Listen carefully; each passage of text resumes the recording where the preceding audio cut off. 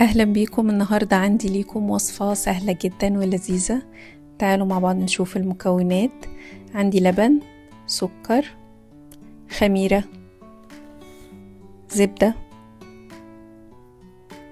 بيضة، دقيق، ملح، وكريمة لباني، وممكن يكون بدلها قشطة. في بولة فاضية بقى هنزل الأول باللبن واحط عليه السكر والخميرة،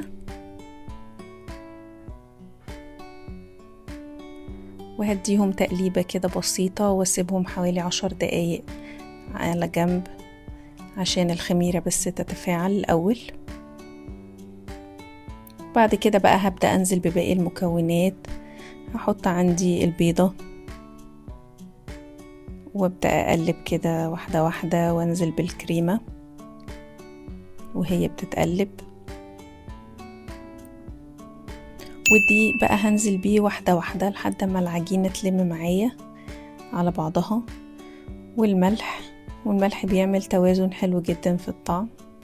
ولما الاقي العجينة لمت هنزل بالزبدة في الآخر، وده شكل العجينة. هسيبها حوالي ساعة تخمر، وده بعد ما خمرت معايا. هرش بقى شوية دقيق كده على السطح عندي وهبدأ أقطع العجينة.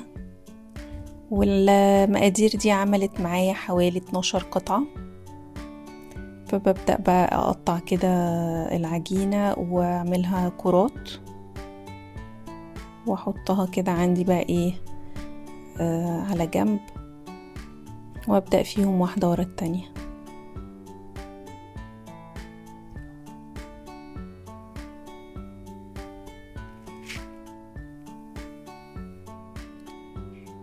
ببدأ أفرد بقى أول واحدة عملتها، يعني ببدأ بأول واحدة أنا كورتها عندي وأفردها على قد ما أقدر. أنا مش عايزة العجينة سميكة خالص، أنا عايزاها عجينة مفرودة جدا، وهي العجينة بنلاقيها طرية وحلوة جدا وبتتفرد معانا بسهولة.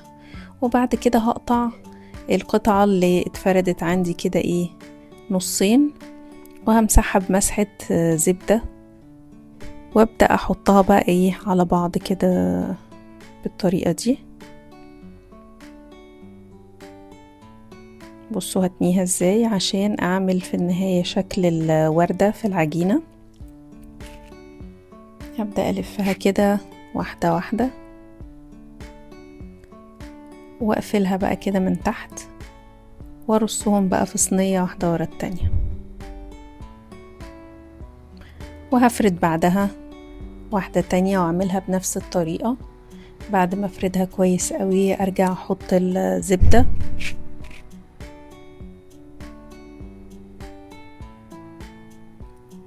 وأقطعها. عايزة اقول لكم ان الوصفة دي حلوة جدا في ان ممكن نزود فيها بعض اللمسات. يعني ممكن مثلا نزود فيها فانيليا او نبشر فيها برتقان على الخليط، بيدي نكهة منعشة جدا. ممكن كمان لو حد حابب يحط شوكولاتة مبشورة بتبقى تحفة جدا. يعني انا دايما بقول ان المطبخ ده مش مجرد وصفة مكتوبة، لا يعني ابداع. فكل واحد يحاول يجرب كده يحط اللمسة بتاعته.